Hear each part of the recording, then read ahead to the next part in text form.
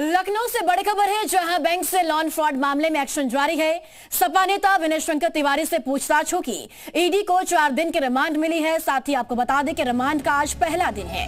11 अप्रैल को आखिरी रिमांड का दिन होगा। 754 करोड़ के फ्रॉड मामले में गिरफ्तार किया था। कंपनी के जीएम अजित पांडे से भी पूछताछ होगी। तो अब ईडी को 4 दिन की रिमांड मिल गई है और आज रिमांड का पहला दिन है। 754 करोड़ के फ्रॉड के मामले में गिरफ्तारी हुई थी।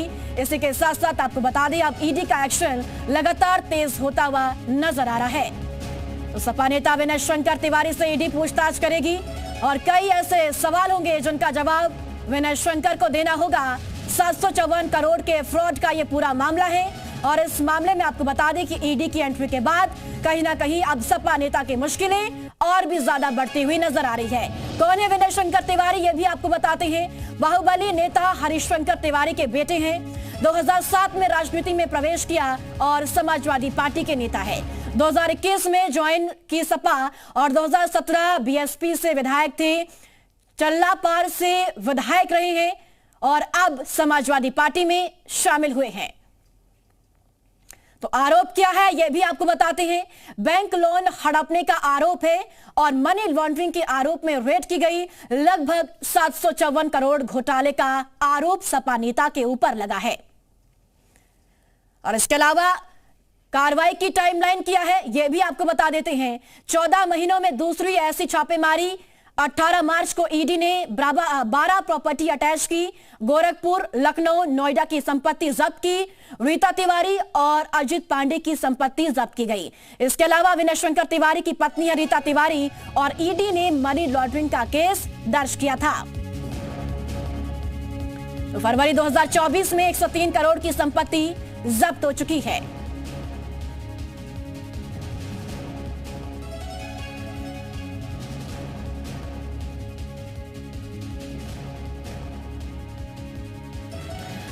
चलिए ज्यादा जानकारी के साथ लखनऊ से जी मीडिया संवाददाता मयूर शुक्ला हमारे साथ है। महाराजगंज से अमित त्रिपाठी, साथ में आरोपी अजित पांडे के भाई गोरखपुर से नीरज त्रिपाठी और साथ ही साथ बीजेपी विधायक और याचिकाकर्ता राजेश त्रिपाठी जी हमारे साथ हैं। राजेश जी, बहुत स्वागत आपका जी उत्तर प्रदेश उत्तराखंड पर। राजेश जी, अब ईडी की एंट्री हो गई है इस पूरे मामले पर। ईडी पूछताछ करेगी सपा नेता से। किस तरीके से पूरा मामला उजागर हुआ है, पूरी जो खबर है इसे विस्तार पूर्वक आप बताइएगा और समझाइए कि कैसे इस मामले में पूरी जांच अब ईडी आगे बढ़ा रही है। आप याचिका करता है। देखिए, ये पूरा मामला फ्रॉड का है, बैंकिंग फ्रॉड का है और शासन के सरकारी धन के, जनता का जो धन है उसको बैंकों के माध्यम से हड़प लेने का एक कुचक्र है और एक पूरा गैंग है ये जी। और 2018 में 17-18 में मुझे ये जानकारी मिली और कुछ कागजात मेरे हाथ लगे। तब वो इस समय विनय शंकर तिवारी जी चिल्लूपाल से विधायक थे और मैंने उस पेपर को एक पत्र के माध्यम से सतर्कता आयोग नई दिल्ली को और सीबीआई आर्थिक शाखा को जाकर के पत्र लिखा था और बैंकिंग लोकपाल को भी मैंने पत्र लिखा था और पीएमओ को भी मैंने पत्र लिखा था, गृह मंत्रालय को भी लिखा था कि एक बड़ी रकम, मेरे पास जो पेपर थे वो केवल 4 बैंकों के थे। तो मैंने कहा कि वो प्रॉपर्टी, मैंने ये जो कहा था वो ये कहा था कि एक प्रॉपर्टी एक है, उसी प्रॉपर्टी को बार बार जो है कूटरचित तरीके से बदल के कई बैंकों से लोन लिया गया, ओवरड्राफ्टिंग की गई और मेरे पास जो जानकारी है वो ये आ रही है कि इस पैसे का दुरुपयोग किया गया है और ये पैसा दिया भी नहीं जा रहा है और ये बहुत बड़ी रकम है। और मैंने ये उसमें लिख के दिया था कि ये मालियत भी इसकी कम लगाई गई है, जो इसकी मालियत होनी चाहिए। मान लीजिए किसी की प्रॉपर्टी की कीमत 100 रुपए है, उसे 1 लाख दिखा करके उससे 90,000 80,000 ले लिया गया जी। बैंक जब कोई बैंक उसमें गया था, कुर्की का आदेश हुआ था, मेरी नजर उसी पे पड़ी थी जब अखबार में कुर्की का आदेश छपा था। तो उस पे बैंक गई थी तो पता लगा कि प्रॉपर्टी कम है, प्रॉपर्टी की मालियत कम है, बैंक ज्यादा है। फिर पता लगा कई बैंकों ने कहा कि साहब ये तो हमारी प्रॉपर्टी है, तो उसको मैंने दिया था कि इसकी जांच होनी चाहिए। उस पे, उस पत्र पे, उस एप्लीकेशन पे सारे पत्र इकट्ठा हुए और फिर वो बैंकिंग लोकपाल और को गया और बैंकिंग लोकपाल ने इसके अपने स्तर से जांच कराई।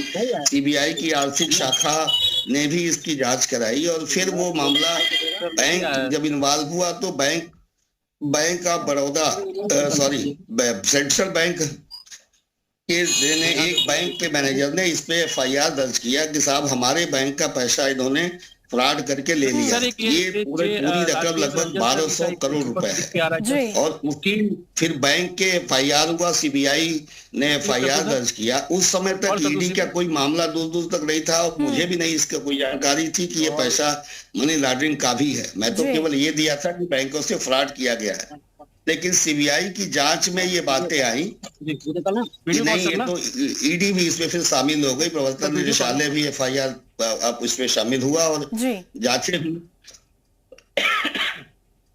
बीच में ये मामला चूंकि 2018 से चल रहा था, तो बीच में मुझे ये जानकारी लग रही थी कि ये लोग जो है अपने राजनीतिक, चूंकि विभिन्न राजनीतिक दलों में रहे हैं, हर राजनीतिक दल में इनके प्रभाव। त्रिपाठी जी, 2018 का ये मामला है, तो सवाल आखिर ये भी बन रहा है कितना लंबा समय आखिर क्यों लग रहा है इस पूरे मामले में?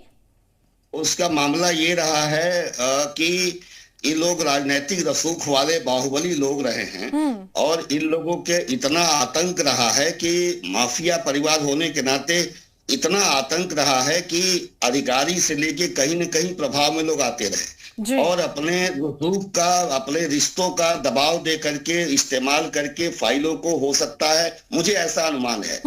और दूसरा ये कि सीबीआई के पास, ईडी के पास देश भर के बहुत सारे काम हैं, बहुत सारे जांचें चल रही हैं, उनके बहुत सारे वर्क हैं, तो इस नाते। लेकिन मैं बीच में कई बार रिमाइंडर भी पीएमओ को करता रहा। मैंने पीएमओ से ये कहा कि माननीय प्रधानमंत्री जी ने ये कहा है कि चाहे जितना भी रसूखदार कोई देश का भी हो, अगर वो भ्रष्टाचारी है तो किसी भी कीमत पर वो बचना नहीं चाहिए। बिल्कुल। अगर अब ईडी की एंट्री हो चुकी है त्रिपाठी जी, अब देखना ये होगा कि ईडी और क्या बड़े खुलासे इस मामले में करती है। आपके पास में आऊंगी वापस, मयूर के पास चलते हैं। मयूर, सपा नेता की मुश्किलें अब और भी ज्यादा यहां से बढ़ती हुई नजर आ रही है ईडी की एंट्री के बाद। अब ईडी पूछताछ करेगी सपा नेता से।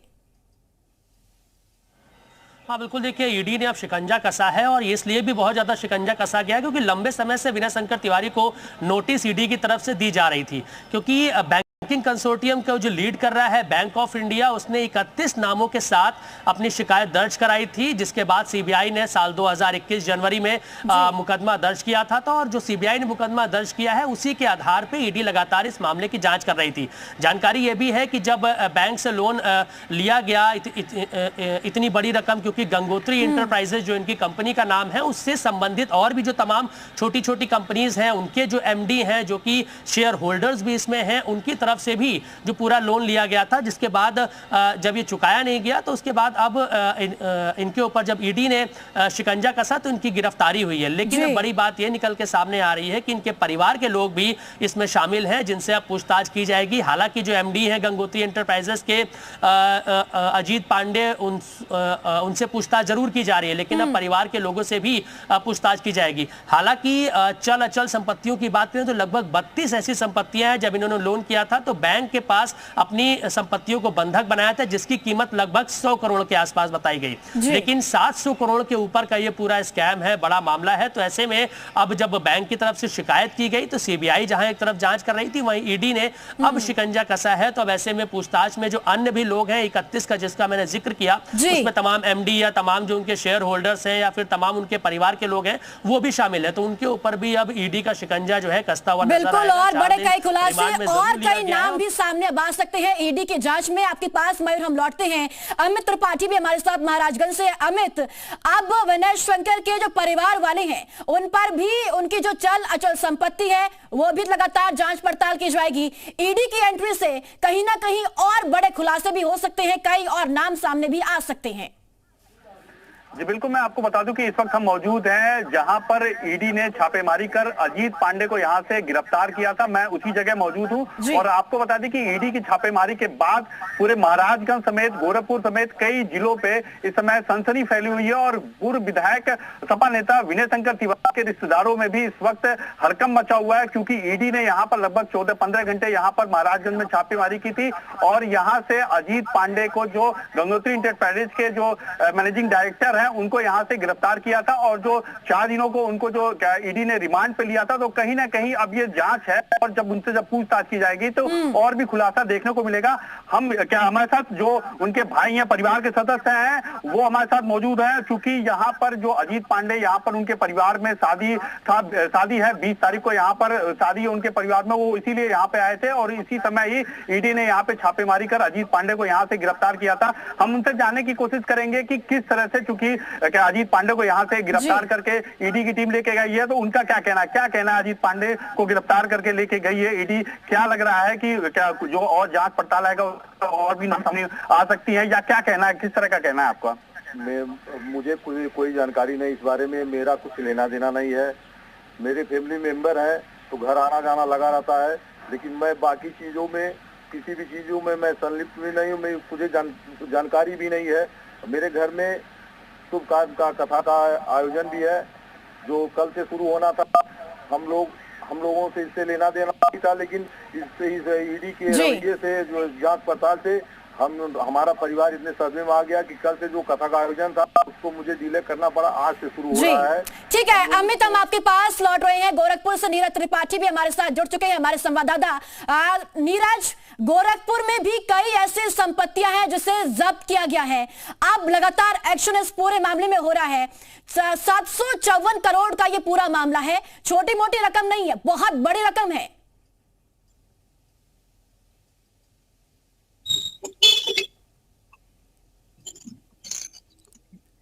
नीरज, क्या आप तक आवाज पहुंच रही है?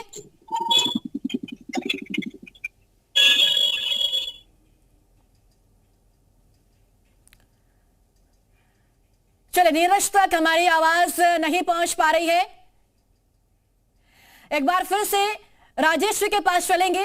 राजेश्वरी, 754 करोड़ का ये फ्रॉड छोटी मोटी रकम नहीं है, लेकिन अब सवाल यह भी उठता है कि जो इनके परिवार वाले हैं उनसे भी पूछताछ होगी, चल अचल संपत्ति की जांच होनी है। क्या माना जाए कि बहुत जल्द इसमें और भी कई और खुलासे हो सकते हैं? आपको क्या लगता है कि कोई और भी इस पूरे मामले में संलिप्त हो सकता है, कोई बड़ा नाम?